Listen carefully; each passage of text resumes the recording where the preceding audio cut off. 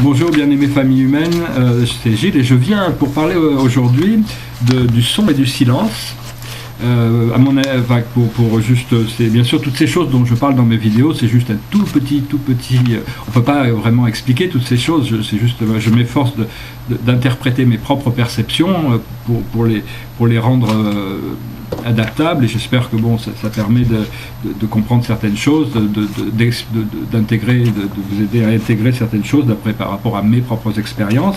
Et quand je fais des cotations, j'essaie de faire des cotations, j'essaie de coter la personne qui a dit ces choses. Si je dis quelque chose qui a été dit par quelqu'un d'autre ou qui a été expliqué dans un livre sacré, et que j'ai pas lu, c'est pareil, une coïncidence, c'est une coïncidence, mais c'est pas forcément une coïncidence, mais c'est pas volontaire de ma part, donc sinon je ferai la cotation.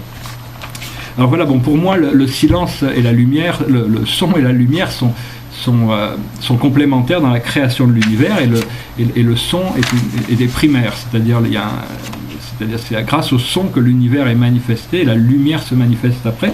Bon, après ça, ma vision pourrait changer. Pour ce qui est du silence, le silence c'est la seule endroit où on peut découvrir la vérité, dans le silence. Mais c'est très difficile d'obtenir un esprit complètement silencieux suffisamment longtemps pour découvrir la réalité de l'univers. Il faudrait garder son esprit dans le silence pendant plusieurs minutes pour arriver à percer tous les voiles et monter jusque là-haut.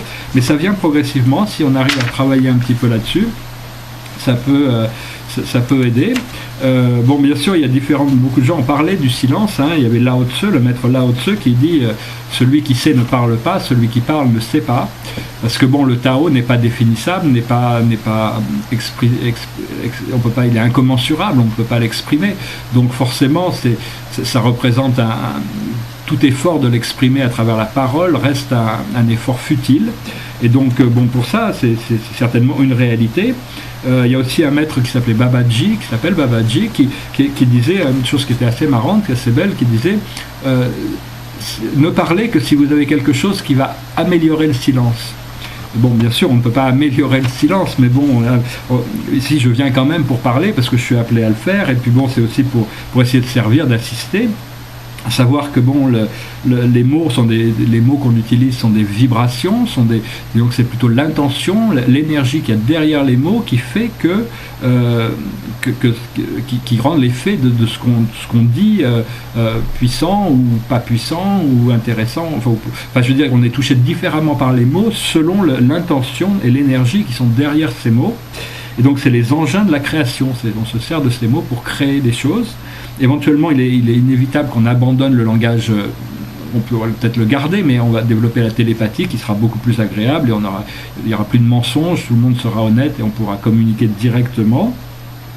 Voilà, j'espère que cette petite vidéo a été intéressante pour vous. Je voulais juste finir en disant que je me souviens, ma maman m'avait un jour offert une carte postale que je n'ai jamais oubliée, et elle disait un chef, au moins il parle, au plus on l'écoute. Voilà, donc je trouvais que c'était une petite cotation intéressante, peut-être que les gens dans la politique devraient peut-être s'en inspirer. Je vous souhaite une excellente journée, je vous envoie mon amour, ma lumière, et puis je vous dis à très bientôt. Namasté.